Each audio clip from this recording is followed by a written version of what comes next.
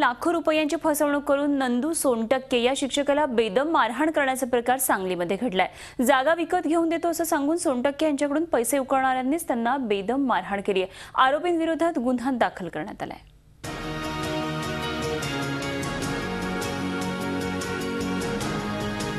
ही भीषण मारहाण करण्यात आली आहे सांगली जिल्ह्यातल्या नंदू सोनटक्के या प्राथमिक शिक्षकाला। कारण काय तर आपल्याला फसवणाऱ्यांकडे त्यांनी पैसे परत मागितले। जागा विकत घेऊन देतो असं सांगून स्वप्नजित पाटील नावाच्या इसमाने सोनटक्के यांच्याकडून सुरुवातीला 80,000 रुपये घेतले। जागा तर दिली नाहीच, शिवाय साई मंदिर अन्नछत्राच्या नावाखाली अजून 15 लाख रुपये उकळले। सोनटक्के यांनी स्वप्नजितकडे पैसे परत मागितले। त्यावर स्वप्नजितने आपले साथीदार अतुल काळे, पांडुरंग जगताप यांना घेऊन सोनटक्के यांचं अपहरण केलं। सोनटक्के यांच्या पत्नीलाही मारहाण करण्यात आली। सोनटक्के यांच्यावर अघोरी अत्याचार करण्यात आले। तसंच पोलिसात गेलास तर मुलीचं वाईट करू अशी धमकीही देण्यात आली। पाटीलनं मला पूर्ण ब्लॅकमेल करून सगळे माझ्याकडून 15 लाख रुपये घरदार सगळं विकून रस्त्यावर आणून मला ह्या पद्धतीनं 15 लाख रुपये माझे घेतलेले आहेत। ते न देता त्यानं मला मारहाण केली। त्यांना परत उघडं नागडं करून मारलं, तोंडात लघवी केली।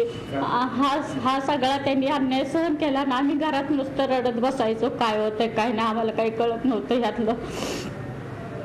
नुसतं माझ्या मुलींनी आम्ही रडत बसायचो। या अघोरी प्रकाराबाबत सोनटक्के यांनी मनसे जिल्हा प्रमुख तानाजी सावंत यांना माहिती दिली। मनसे पदाधिकाऱ्यांनी या अन्यायाला वाचा फोडली।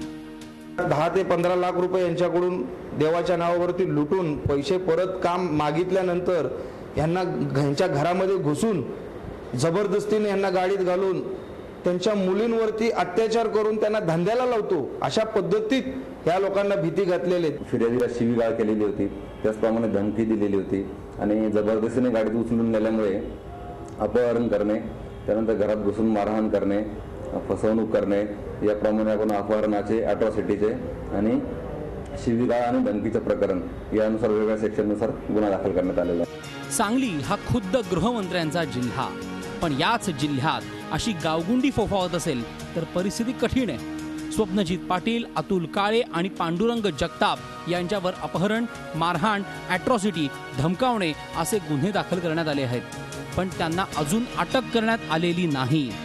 रवींद्र कांबळे, झी मीडिया, सांगली। झी 24 तास रहा एक पाऊल पुढे।